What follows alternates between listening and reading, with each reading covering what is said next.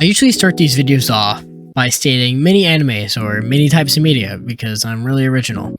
But it's kind of hard to find something to base this off for this anime. Yes, it is a romance anime, and yes, there's more going on here than romance.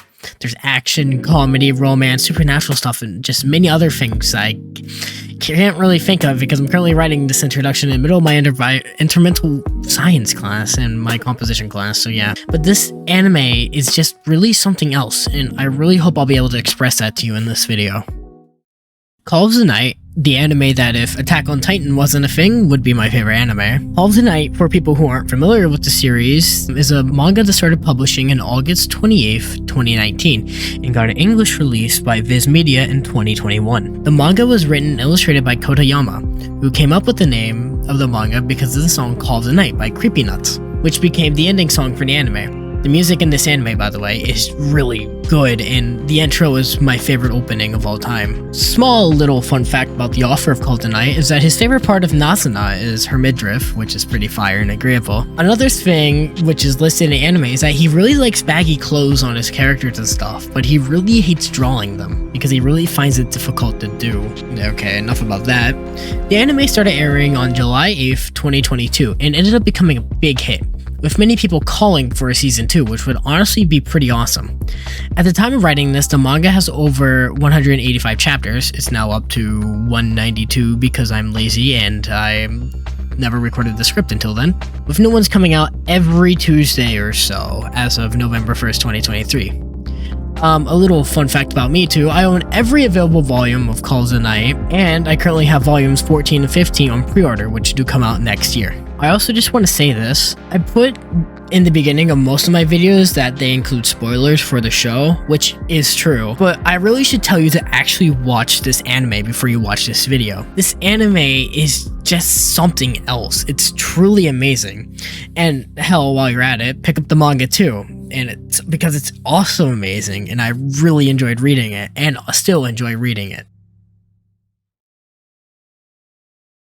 So Call of the Night's main character is Kou Yamori, a middle schooler who stopped going to school after getting harassed due to him rejecting a girl that asked him out. Well, he started finding that he couldn't sleep at night, which is the same as me, but I haven't started exploring the streets of Japan yet, so I'm missing a step or two. Well, after walking around for a bit and just doing stuff that he did normally during the day, but at night, he decided to buy a beer from the vending machine because, you know, normal middle schooler activities. Well, after making the purchase, a girl appears beside him and says,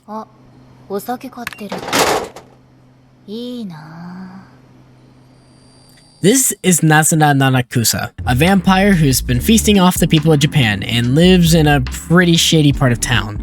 After playing for a bit and messing around, Nazuna invites Kou to her apartment so that he can sleep. Normal meeting people for the first time type of stuff, you know? Kou reluctantly agrees and lays down beside Nazuna, fake sleeping so that he can just get it over with and he can go home. Nazuna tries to wake him up, kinda making sure that he's truly asleep before feasting on Kou's blood. After having a pretty good time feasting on Kou's blood,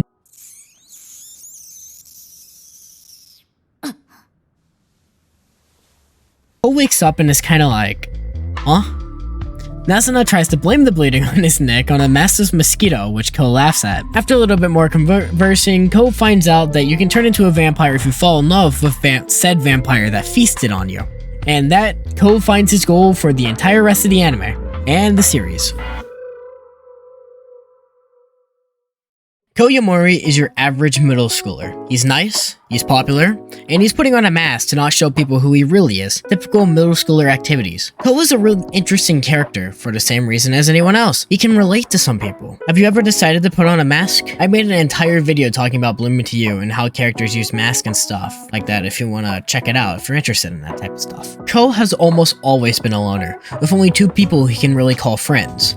That being Akira and Mahiro. After he saw how Mahiro acts, he decided to put on a mask for himself, resulting in him both getting popular with the girls and guys. Well, as a result of this, one of his friends, Sakura Azakura, asks him out, which he turns her down, stating that he doesn't really understand the entire love thing. This results in him getting harassed by her friends, and it got to the point that he finally gave him a reason to stop going to school. All of Kou's time was spent at school. He hated it.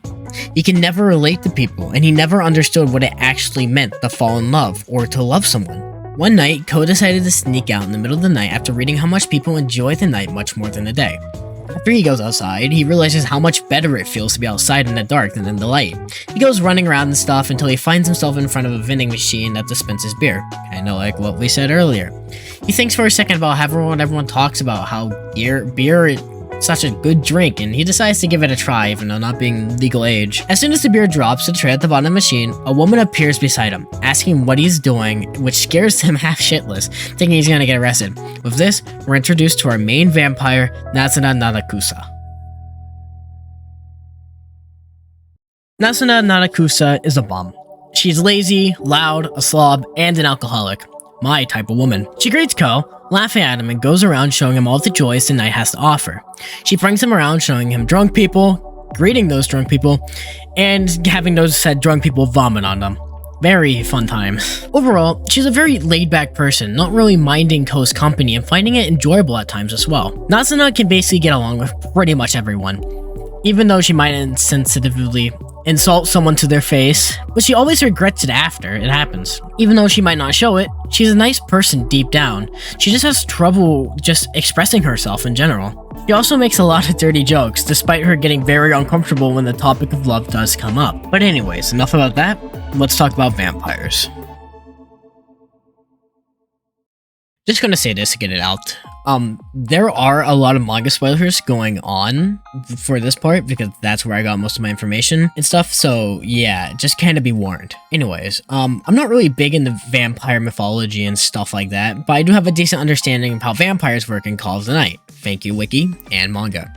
The default things like not being able to be seen in mirrors is still there, or the fact they can't be in the sun is something that is still present. But besides that, we have a lot more going on than meets the eye. Not much is known from where vampires come from. The oldest one that we know, Kiko Hoshimi, who has been alive for over 500 years, doesn't even really know much about herself and or the other vampires. That goes for a lot of vampires as well, as they don't really know the full extent of what they can do, or who all is out there. Vampires have a lot of traits and powers. Most of their traits stem from the popular vampire culture stuff. Most features that they have no pulse, they're paler than most people, they have sharp teeth, which is obvious, they can grow out their nails to be like claws in a leg, which we can see Sari use during Nazuna's fight. They don't have reflections, again, another obvious one, however, they can be captured on camera. They also have the power to make humans fall in love with them fast, as we learned from Kabura Honda. Another thing is that vampires don't age, as we can see from earlier. Kiku is over 500 years old. As we know, vampires live on human blood and can survive up to 10 years without going insane, as we learned from Anko, and or Vampire Detective Lady, if you've only watched the anime. Vampires can also learn what humans are feeling from drinking humans' blood, which is cool. Vampires are created by vampires sucking on the blood of a person who is in love with them. As we can see from when Sari turned Aki into a vampire, it's kind of just like, oh hey, I'm a vampire now, lol. But as we also learn from what is told to Nazuna and Kou, is that feasting on a human, the human only has 1 year to transform into a vampire before they can't anymore, which put the time limit on Kou being able to fall in love with Nazuna. We can see that a type of vampire known as a half-vampire can exist, which we find out is what Kou is. A half-vampire state can be triggered by the loss of blood from user, which Kou uses to his advantage during his fight with Sasuke, where he gains all the strength a vampire has, even beating out Sasuke, who is considered one of the strongest vampires. We can also see Kou turn himself into his half-vampire state when he confronts Maharu, almost killing him before Nazuna stops him. Kou is able to trigger this state with Anko's ear piercer, which draws enough blood for him to enter his half-vampire state, also giving him a sick ear piercing. We also see Kou use his vampire healing power, which is shown by Anko, healing really fast, leading to Nazuna and Anko to consider that Kou might not be still fully human anymore. Knowing that vampires are basically immortal, not being able to be shot, and they also have the ability to regrow limbs, or as we see with Kou during his fight with Sasuke, his arm gets that one enchantment that you can put on a trident and reattaches to his body. But Anko, or Miss Detective, figured out a way to kill vampires, as we see when Akira is attacked by a blood-hungry vampire in the school with Kou and Maharu. The deadliest weakness are human memories and personal objects from when they were human. which are a vital way to kill vampires, which we seen in Anka's backstory, where she used a lighter that she gave her dad to kill him after he killed her mom because it meant a lot to him. We also find out in the manga that if a vampire loves the person that they feast on, not only would their offspring die for unknown reasons, the vampire would also die because they turned back to human, which they would rapidly begin to age as a result of how long they've been alive. As Kiko held onto Maharu, both died due to this, as they both faded into dust as the sun rose, being witnessed by Kou. There's much more on the vampires from Call of the Night, but like the wiki page for this is long. So if I continue like talking about vampire moments and all that, this video is probably going to be much longer than it already is. So we're just going to move on from it.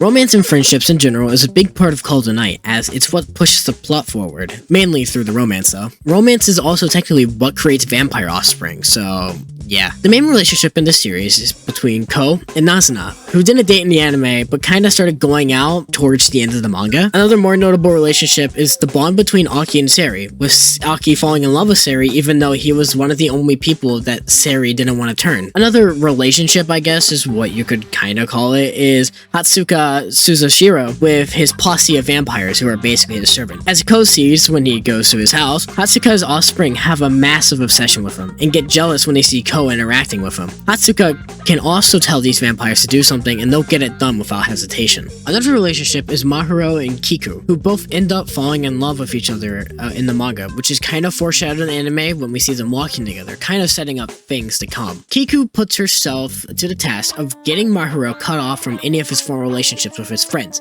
mainly Kou, as they would be seen as hindering their plans. Kiku tells Maharu to ditch all personal items, that when he becomes a vampire, he would not remember anything and only focus on her. But after she notices he kept his phone, she starts to realize her true feelings for Maharu, leading both of them to dying in each other's arms, as we mentioned before. This was even more heartbreaking as we see Kou walking back over to him, seeing them both fade away to dust as he watches.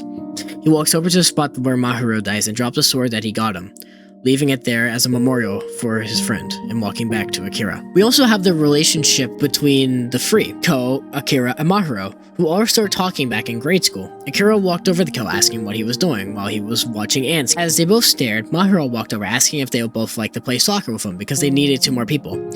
After a small back and forth between everyone, Kou finally agrees, and Akira decides to join with them. Kou saw Maharu and Akira as his only true friends, as he was his normal self around them, and took off the mask that he always wore. When Maharu died, you could see the heartbreak in both Akira and Kou, with them both calling him stupid and laughing, as they knew it would be something that he would end up doing anyway. Out of all relationships though, Nazuna and Kou's was the biggest pushing force of the series, with it all coming to a head in chapter 187. During this chapter, Kou finally confronts Nazuna about why she's been cold with him, and tries to avoid him. Well, as the power went out in the middle of their talk, they both went out to the balcony to talk, and this is when Kou finally found the girl that he loved. Looking over at her, as he sees her into a different light than he has before, literally. This results in them both basically confessing to each other, with Kou getting shocked because of Nazuna's confession as well, meaning that his plans of becoming a vampire is down the drain. They go on a small date in the next chapter, walking around where Kou states that he feels much better as he feels more nervous than he usually felt when talking to Nazuna, meaning that he's finally found the person that he's loved, and he finally understands what it means to love someone.